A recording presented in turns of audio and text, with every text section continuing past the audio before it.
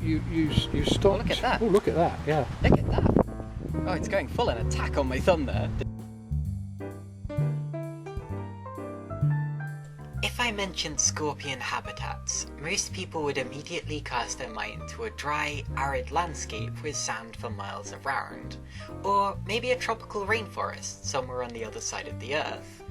I can guarantee that one of the last things people would think of would be an old brick wall here in drizzly England. Yet, here I am with my ultraviolet light and my grandparents looking for scorpions.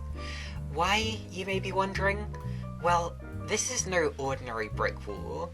I'm here on the Isle of Sheppey, right next to the Thames estuary in Devon, down at Sheerness Dockyard, which is the home of the northernmost population of scorpions in the world.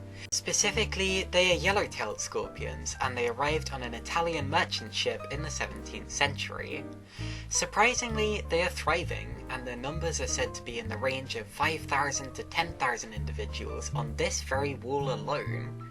Despite this, I wasn't having much luck finding them at first, despite scouring pretty much every nook and cranny on the wall, and when the rain started coming down, my hope began to diminish. Scorpions only have to eat once every month or so I was worried that they wouldn't have any reason to come out while the conditions were wet, but after hiding out in my car for a few hours while the worst of the weather passed, I decided to give it another shot.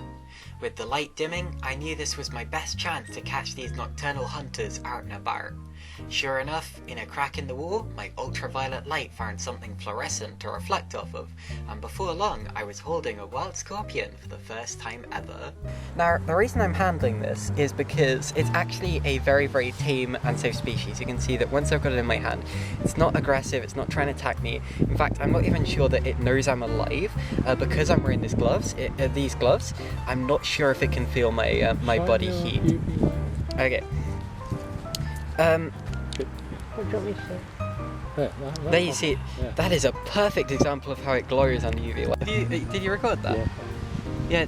I think suddenly it's realised that I'm a living being, and it's trying to get a bit aggressive.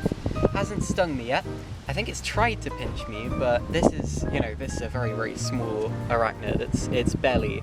Oh, ooh, it's gone on the floor. Oh, there it is. Okay, well, that won't have injured it. These things have very, very hard exoskeletons. They're not like tarantulas or whatever that are basically little water balloons. These are much tougher, and this one is trying to play dead, I think. This feels very unnatural, actually holding a wild scorpion in the UK. As I said, they are the northernmost population of scorpions in the world, and they came from an Italian masonry ship in the 18th century, and their population, their numbers, are said to be around 10,000 at this point in time. And I've already showed you how they glow in the dark under UV light. No one quite knows why they do that.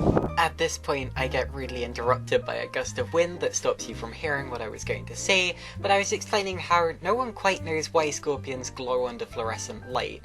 It could be to help them find each other for mating or territorial reasons, but scorpions have poor eyesight, so this doesn't make much sense. One of biology's mysteries.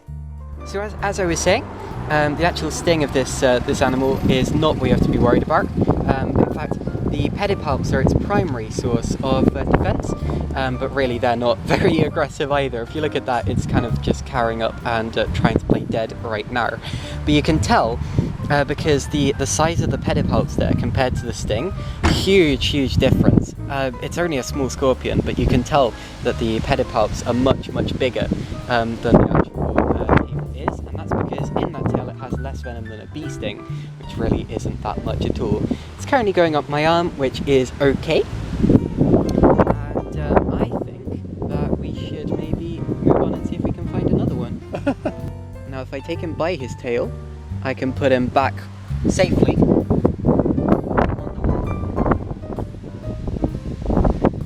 There we go. Look at that glow. Isn't that incredible? I can't believe we actually found one. And now it's going to go into its little hole there. As you can see, they live in cracks in the wall. I have to share it with spiders. It's kind of forcing cobwebs out of the way right now. But yeah. Incredible being, one of the northernmost scorpions. all the most wild scorpions in the world. We did end up finding another one, but it was harder to get onto my hand, and I had all the footage I needed anyway. So, anyway, we found one. What a wonderful experience. It was a lot of standing, searching and waiting, but it was worth it in the end.